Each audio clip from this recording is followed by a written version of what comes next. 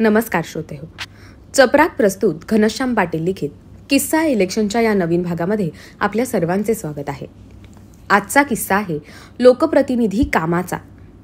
संपूर्ण भारतातील नव्हे तर आशिया खंडातील सर्वात श्रीमंत महानगरपालिका कोणती हे आपणास माहिती आहे का? या प्रश्नाचे आपणा सर्वांना अभिमान वाटावे असे उत्तर आहे. ते म्हणजे पिंपरी चिंचवड. ही किमया साधण्यात आणि या नगरीच्या उत्थानात सर्वाधिक योगदान देणाऱ्या नेत्याचं नाव आहे अण्णासाहेब मगर. पिंपरी चिंचवड महानगरपालिकेच्या प्रांगणात त्यांचा पूर्णाकृती पुतळा आहे. 1952 साली अण्णासाहेब प्रथम आमदार म्हणून निवडून आले. त्यावेळी हा हवेली मतदारसंघ होता. अण्णासाहेबांनी आमदार झाल्यावर विविध कामांचा जो धडाका लावला त्यामुळे त्यांचे नाव जिल्ह्यात सर्वत्र पोहोचले. 1957च्या निवडणुकीत त्यांचा पराभव झाला, मात्र ते खचले नाहीत. हाती घेतलेले समाजसेवेचे व्रत त्यांनी नेकीने सुरूच ठेवले. त्यामुळे 1962ला ते पुन्हा निवडून आले. त्याचवेळी पिंपरी चिंचवड MIDCची स्थापना झाली आणि या नगरीचा उद्योग नगरी म्हणून सर्वत्र लौकिक पसरला. त्यावेळी अण्णासाहेबांच्या पुढाकारातून पिंपरी चिंचवड नवनगरपालिकेची स्थापना झाली. अण्णासाहेब या पालिकेचे शासन नियुक्त नगराध्यक्ष झाले. इथल्या व्यवसाय उद्योगाची दिवसेंदिवस वाढ होत गेली आणि पिंपरी चिंचवड नवनगर विकास प्राधिकरण अस्तित्वात आले.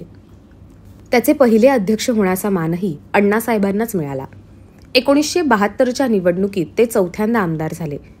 1977 साली ते नव्यानेच रचना करण्यात आलेल्या खेड लोकसभा मतदारसंघातून खासदार म्हणून निवडून आले.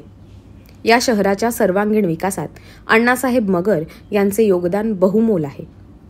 पवना सहकारी बँकेची स्थापना असेल किंवा PCMT सारख्या प्रवासी वाहतूक सेवा सुरू करणे असेल, या प्रत्येकातून अण्णासाहेबांची दूरदृष्टी दिसून येते. पुढे रामकृष्ण मोरे आणि अजित पवार यांनी या शहराच्या विकासात अत्यंत मोलाचे योगदान दिले. देशातील अनेक बड्या कंपन्या येथे असल्याने ही उद्योग नगरी कायम फुललेली आहे.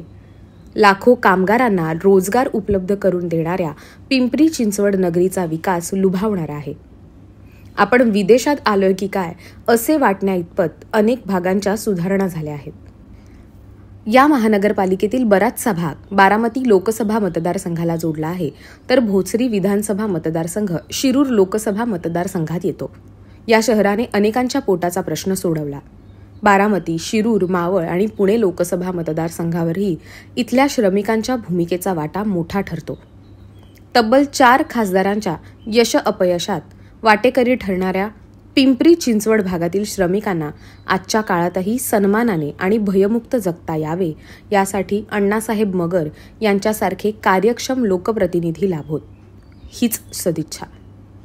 तर श्रोतेहो, हा आजचा किस्सा तुम्हा सर्वांना कसा वाटला हे तुमच्या प्रतिक्रियांमधून आम्हाला नक्की कळवा आणि अशाच धमाल किस्स्यांसाठी आणि मराठी साहित्यासाठी आमचं चॅनल जरूर सबस्क्राईब करा. तसंच पुणे शहरातून साहित्य चपराक हे मासिक आणि चपराक प्रकाशन ही उत्तमोत्तम पुस्तके प्रकाशित करणारी ग्रंथ प्रकाशन संस्था चालवण्यात येते. साहित्य चपराक मासिकाचा अंक दरमहा 10 तारखेला प्रकाशित होतो. आपले साहित्य पाठवण्यासाठी, चपराकमध्ये जाहिराती देण्यासाठी आणि नवनवीन पुस्तकांच्या माहितीसाठी संपर्क करा. घनश्याम पाटील, संपादक, चपराक.